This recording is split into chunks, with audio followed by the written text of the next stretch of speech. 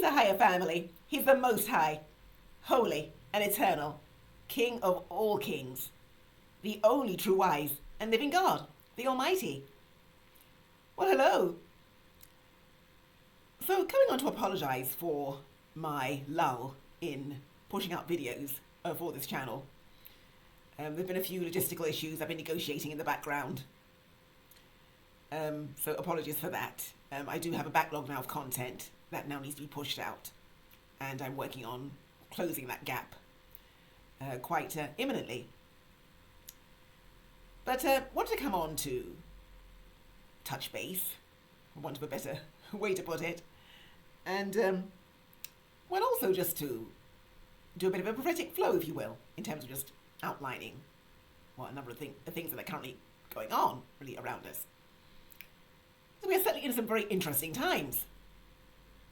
And as we like to say for the actual tagline for our sister channel, Israel Desperate Report, we live in spiritual times, which we know to be a fact.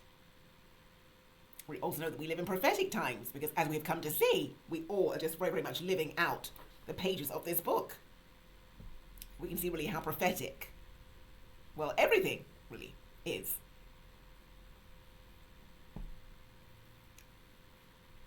So we are currently really seeing a time of judgment and of great exposure, to the realm of the kingdom of darkness, particularly at this time.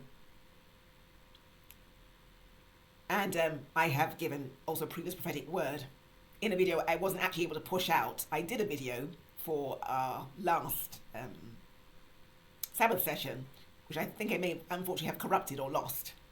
There's been a slight issue with that, but in that video I did actually give a prophetic word. I'm really just explaining about, well, the fact, or lamenting really, the fact that there are many, particularly in the world, who don't know that there are consequences for some of the things that they do. There's almost a foolhardy belief that, I guess, some people have less value than others, and that certain things can be done to people with impunity and with no fear of consequence, really. People will face for certain actions that they take. And that really is a tragedy, really, because if the church really is doing their job, then it really should be, well known that, of course, there are consequences to everything that we do. I mean, even in science, there are laws of thermodynamics that say, one particular law that says for each and every action, there's an equal and opposite reaction. Which, if you were to translate that into the Bible, you would say, well, God isn't mocked, because that which you sow, is that which you're going to reap. Because whatever you put out, really, into the earth, we're told that the earth is like a soil, really. She will actually produce a harvest of whatever we put out there, so we have to be so careful. And so we're now in a time where that perhaps could have been avoided for many, had they been aware of that consequential fact. But as we say, the actual alignment of creation requires balance, really, in these things. So if certain things are done, then these things actually do come back. And that's actually what we're seeing currently ongoing. But it's very, very interesting in that Yahuwah is really exposing a number of things that really have been going on, well, for generations. And we're seeing very much exposure really around the whole tabernacle system as well, and their overall agenda in the earth, because they have been working a very covert agenda. We've actually come to understand that. And the agenda really is against Yashra, or Israel, really, in the earth. We have come to understand this and see this very clearly. And have looked really at this whole agenda in outline in the MAGA series we have done in our sister channel, Israel Desperate Report. We really just covered it there in outline. Not gone into a great amount of depth, and yet it really has stirred up really almost a hornet's nest of response. I guess there are some who don't want this agenda uncovered. Although it's not exactly that we don't actually see it really in plain sight, and it has really, in recent times, become so explicit that you now almost, fall over it, really, not to notice what is going on. But this really very much is the hand of Yahuwah. He did actually say, and we've looked at the scripture in Psalm 50, that Edom did very, very much think that he, the God of heaven, was like themselves, was like Edom. And that because he didn't say anything, because he said he kept silence, if you recall, he really was on board with what they were doing in terms of how they were treating his people.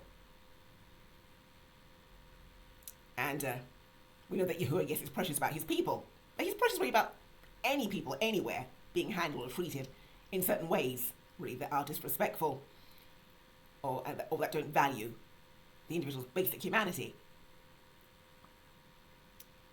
But he says in Psalm 50, if you recall, we have looked at this in previous sessions, and I'll read it just to clarify for those who may not actually recall what it does actually say. In Psalms 50, verse 21, I believe, if I'm not mistaken, where he was actually saying, "These things hast thou done, and I kept silence. Thou thoughtest that I was altogether such an one as thyself. But I will reprove thee, and set them in order before thine eyes."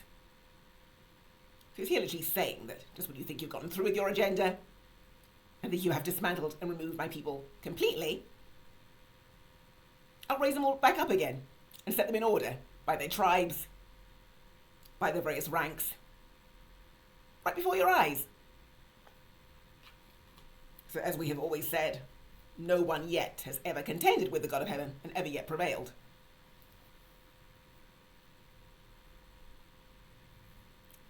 So this very much is what we're seeing currently at the present time. And with some very interesting effects.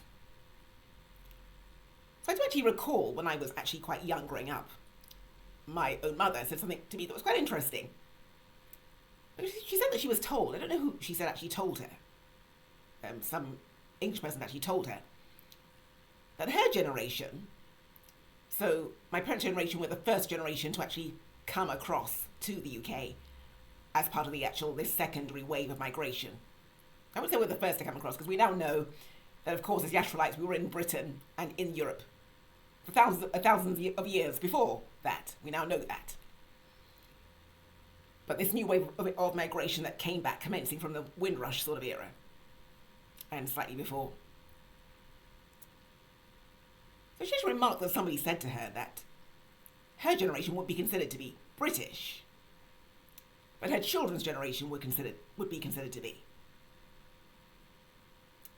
And I thought, that's a very interesting observation, because that tells you so much, really. So I'm sure we are all probably aware of this on some level. I know that those who are, there are many who have fidelity to these actual systems, as they do actually swear to secrecy. I have no fidelity to the kingdom of darkness whatsoever, so I have no problem in actually outing and speaking of it, especially as, in my case, it has had quite a kind of toll, I think, it's taken really on my family personally, because I've really seen, what that really has meant to members of my family who've been taken in by these systems, essentially. And they possibly won't be very, very happy for me to be talking about this, but it is just a basic fact. And this is something that's by no means unique to my family. It happens in every family. And it may be interesting to those of our parents' generation to be aware of this, because they may not be aware on some level that this is what is actually happening to their children, whether they are actually being inducted and initiated into these systems. So many of you, I'm aware, are aware of what has really been transpiring in my own life personally. I'm aware that many are aware, and maybe in future I may come on to do some further testimony really about it, because as I say, it doesn't really impact everyone around my actual interaction with these systems, because really they are everywhere. They are, because we live in a tabernacle system, they are the underlying what's the influence, I can really call it, well, to everything, to workplaces, the way the actual countries operate, everything. You can't really escape their influence in any way. So that's really as it is. What made a difference, I think, in my particular case is because as we've come to understand, and we've even done some brief or high-level sermons and Sabbath sessions really around this, looking at what we call the star trade in destiny, to understand that the actual systems do operate not only a legitimate, overt trade in commodities, products, services, luxury items, as we see the list of luxury items actually itemized in Revelations 18, 12 and 13. But in verse 13, we're actually talking about a covert trade, firstly in slaves. So of course, being the slaves of our people, because we're actually given verified evidence that the actual statutes that mandated the initiation of the slave trade and that mandate that Israel should be actually reduced to perpetual slavery are still on the actual legal, legitimate legal books. It's still legal legislation that was invoked as recently as 2005, as I've said repeatedly, to successfully defend a case in the US. So it's global legal precedent. But as I've also said before, also I'm aware that to some extent, Edom, who enforce these things, also put themselves into some form of slavery also to actually initiate this whole agenda as well. So it's a situation that has not had the best effects on either party.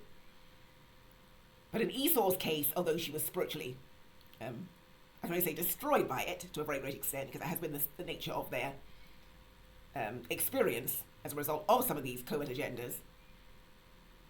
And there's a scripture and verse in Isaiah, I believe it's 59, that talks about how even though they saw, well, great hurt from these agendas, they didn't lay it to heart because they saw that they actually made money out of it, and so they tried to sort of just go on. And yeah. So again, we may come and actually look at that in another session. Perhaps we'll come back to looking at that. But as I say, there's a covert trade in that, and also in the souls, and also the attributes of men, or the actual talents of men. So as a construct, they are not the actual bearers of the blessing. They were actually grafted in to the olive vine of Israel for a time to partake of Israel's blessing. And that's really covered in Romans 11 as well. So all of these concepts we'll actually work round and look at in some of the actual coming sessions we're actually coming on to do, to provide further elaboration and understanding. But, and they, as I say, because they are Mystery Babylon, and if you want to understand how Mystery Babylon operates, you simply to look back to the first, or to her initiation really, under her first the first king of Revelation 17:10, namely Nebuchadnezzar, who actually established he wasn't the actual first ruler of Babylon. Babylon had existed for over 1,000 years before he actually came to power. But he was significant in turning it into a kind of viable global empire, if you will.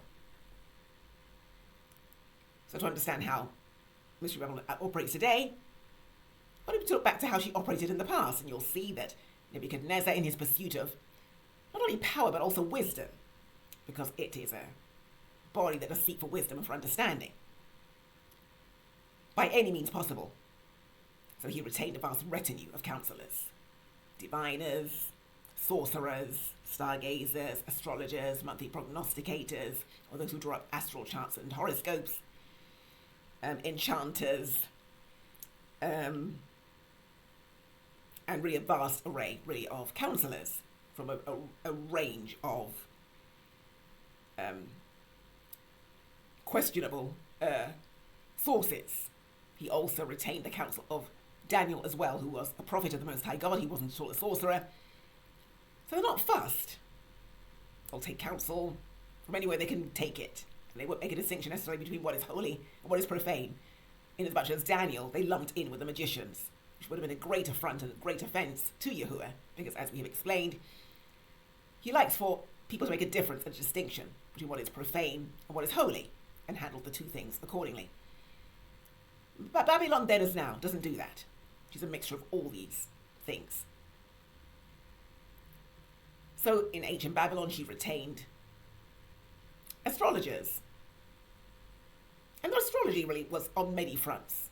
There are many fronts on which these astrologers do operate. One of the actual fronts on which they operate, which we elaborated in our 3-part video series on the Star Trade in Destiny, which is also published on this channel, is a trade in the actual stars of men. So we explain really what that means, that everyone essentially is or has a star, and that there are people in the earth who examine or identify these things, and then even target people really accordingly.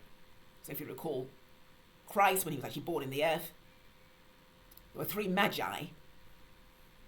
So there were kings, but there were also magi. We've explained that the majority of kings, even in Edom, are essentially magi to this day. Magi is a word from which we get the word magician from. So you rely on these kind of optics to formulate a matrix, if you like, construct. So a psychological construct as well. And as much I could say about that, but not to get too sidetracked. So they actually followed or identified the star of Christ, recognizing it wasn't an ordinary star, it was a king's star, pointing to the fact that a very, very significant person had been born. Through their wisdom, they actually followed the star. It's believed they may have followed the star for well over a period of a year, if not several years, to actually locate the location of where they found Christ to be born. They came bearing gifts, if you recall. So this function still transpires. There is a constituency still of star hunters in this contract mystery Babylon who do still do this, but now they actually hunt for the attributes or the capabilities of people to actually strip or harvest and collect those qualities for themselves is one of the things they actually do. So it might be quite inconceivable to really believe that this is really a viable trade, and it's actually what goes on, but we're told quite clearly that it is a merchandisable trade. It's actually a whole market, an incognito market, that goes on really through these systems in the background. So not in the forefront where we can see, but it is a global trade really in these commodities. And many other countries may also come to trade and also purchase some of these attributes also that are taken from other people. So these are Bible gifts that Yahuwah actually does give to people, and mainly Israel as well is the one who mainly has the blessings. And this is really what they legitimately do, or illegitimately, I should say, because it's something that with which Yahuwah is not in agreement with at all. It's hugely displeasing to him. And even in Christ's time, he actually also did identify that this was a Bible practice that did actually transpire. If you recall, he told the actual scribes and Pharisees, well, how they can pass heaven and earth to find a single proselyte. And when they've found him, they make him 2 times more the child of hell than themselves, if you recall. So Yeshua, in that statement, is very much alluding also to this very, very agenda also being done as well. And they look high and low to find someone with Bible gifts. And then when they actually find them, they do a lot to try to rule and control the person in the operation of their gifts until they destroy the person, destroy the gifts. And rather than the person actually being utilized or being able to actually uplift and flow in their purpose and in their gifts, they then are corrupted and become worse than even the scribes and Pharisees, is what it's actually saying there. So, as Yahuwah has actually said, beloved, I wouldn't have you be ignorant. And he is actually requiring us to be, well, aware of these things, really, what is going on in our world and our planet. And also, as his people, well, not to disengage as well, because very, very much the light of Christ needs to shine into this darkness, into the culture, and to be a light, really. So there is much really around this whole agenda, really, as well, that we could speak of. Because, of course, the actual main target of these systems is, of course, against Israel and against our awakening as well. And why? Well, that answer we've answered in previous sessions as well, because we have actually pointed out, we looked at a brief reading from the Testament of Moses, Now, Moses himself said that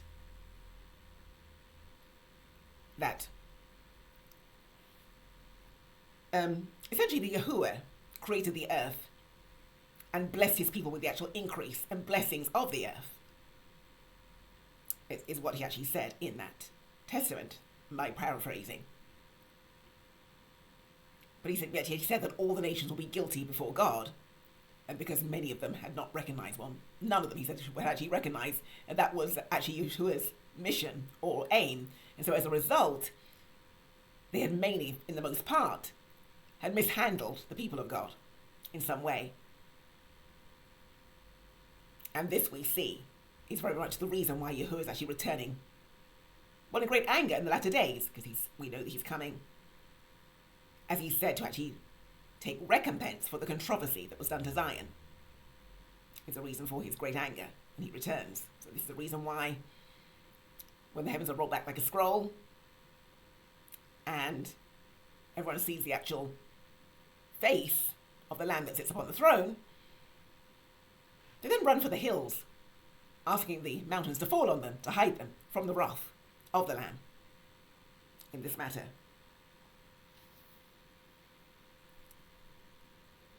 So as I say, many of you really are aware, of and my experience, what's been going on kind of with me in the background. And I thank you very much for those of you who have been praying for me. It's very, very much appreciated and very much needed at this time. I do bless you for that. And I've been a bit reticent really to talk about many of these things as well, because I'm aware in some cases they don't go down terribly well. But yet, nevertheless, I'm commanded to speak of them and to actually show light upon them.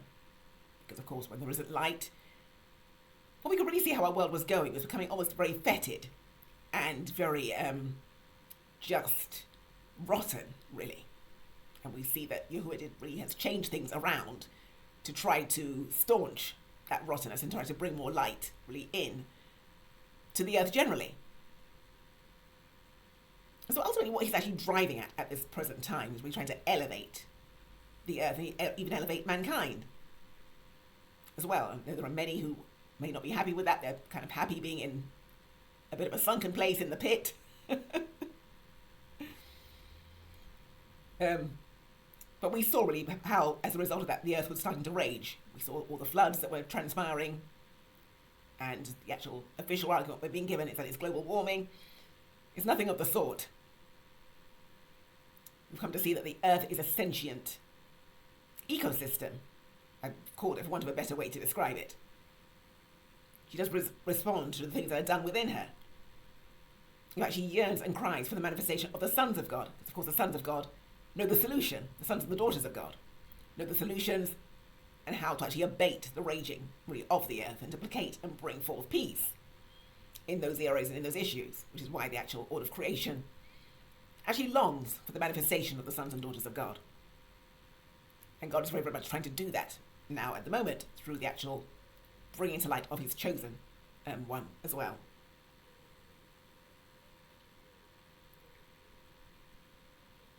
So he really is doing a new thing, really, in our day, as we can see. And it's very, very much summarized, I think, by Hosea 3. I'm just having a look at Hosea 3. Verses 4 to 5. Where here, Yahuwah is actually saying, actually describing the state of Israel in the latter days. So for the children of Israel shall abide many days without a king, without a prince, without a sacrifice, and without an image, and without an ephod, and without teraphim. So he's here actually speaking to Israel's state, I guess, of exile out of her land, post 70 AD. It's certainly been her state.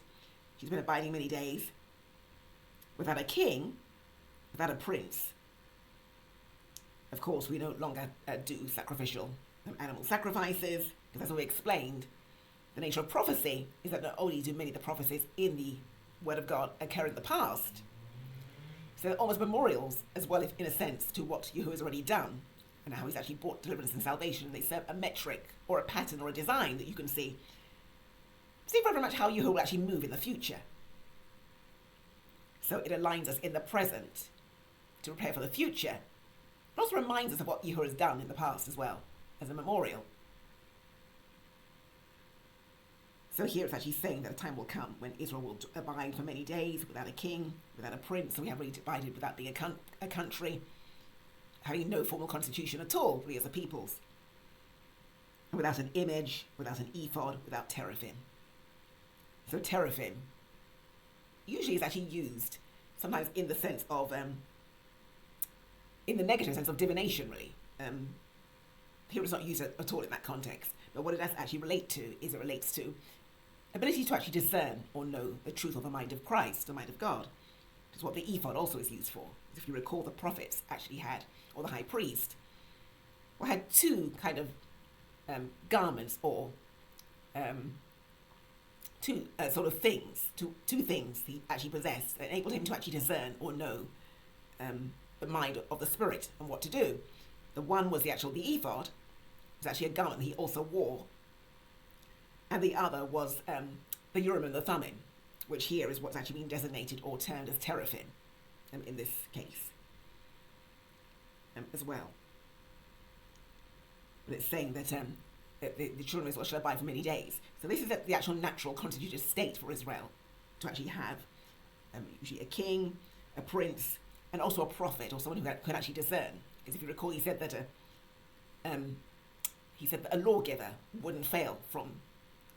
I think he said a prophet would not fail from the house of Judah, or a lawgiver from between his feet, until Shiloh come. And unto him will the gathering of the people be. That's the actual promise to Judah. So that wasn't the natural state for a king. It said the scepter. Sorry, the scepter shall not depart from Judah, because of course Judah is the actual royal line. The scepter shall not depart from Judah, nor a lawgiver from betwixt his feet, until Shiloh come. So here it's actually saying that a time will actually come when Yahuwah, the God of heaven, will begin to restore and reinstate these things. And very much what we're seeing really around the actual rise of the chosen really at this time is the beginning really of this restoration of this particular prophecy, this function of there being a prophet or a judge once again in the earth. Essentially, this is actually part of what Yahuwah is actually now beginning to reinstate and to perform and to do. And thinking that at that point, afterward, shall the children of Israel return and seek the Lord their God, and David their king, and shall fear the Lord and his goodness in the latter days. So we're at a time very much where Yahuwah is not only effecting a wealth transfer in the earth also, in the restoration of his people. Because, of course, before the Gentiles, when he came to rule, he came to the time of the Gentiles, it was Israel who had actually ruled before. And if you recall from the prophecy we looked at, 2 Esdras 6:9, and also the prophecies in the Bible that actually do foretell of Jacob actually having taken hold of the heel of Esau, we know really that we Israel are the ones who actually rule next. And that actual rule actually is now beginning or coming to the actual initial stages of that rule and of that design. And this is by Yahuwah's mandate. Because there are some who will think this is something that's contrived by man, but who could actually do anything like this but God? Essentially. So we're at a very exciting juncture and point in time. We know that Edom and those who have formerly held these roles will assume that Israel can't rule, because they do have a very low opinion, really, of our people generally. We have come to see. That's not at all the case, at all.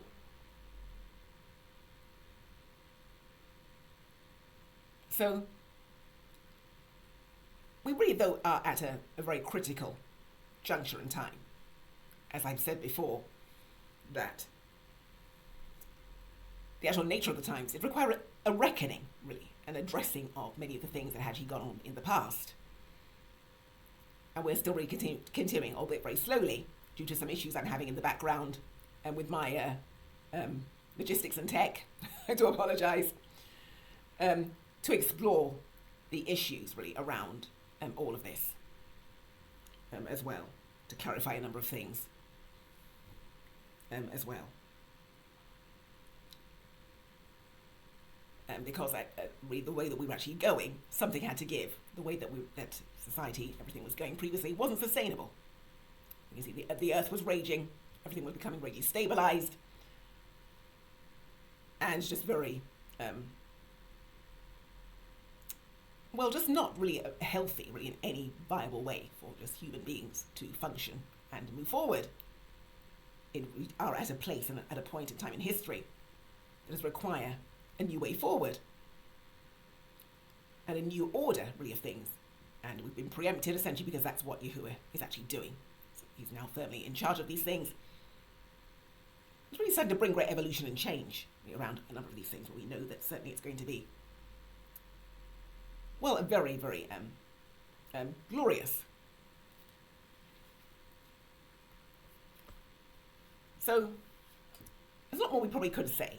I've said quite a bit just in that short message, and we will certainly come back to clarify and to unpack some of those arguments, because I've said quite a lot in quite a little bit of time, so I've glossed over some huge issues that I probably should have elaborated further, so I hope they do make sense. And we'll come to unpack those in subsequent sessions and videos that we will do. So we'll draw a line under where we've gotten to for today, and we'll pick up and again quite shortly. So remember, the Word of God does actually say that in Yahuwah, in the Lord, shall the seed of Israel be justified and shall glory.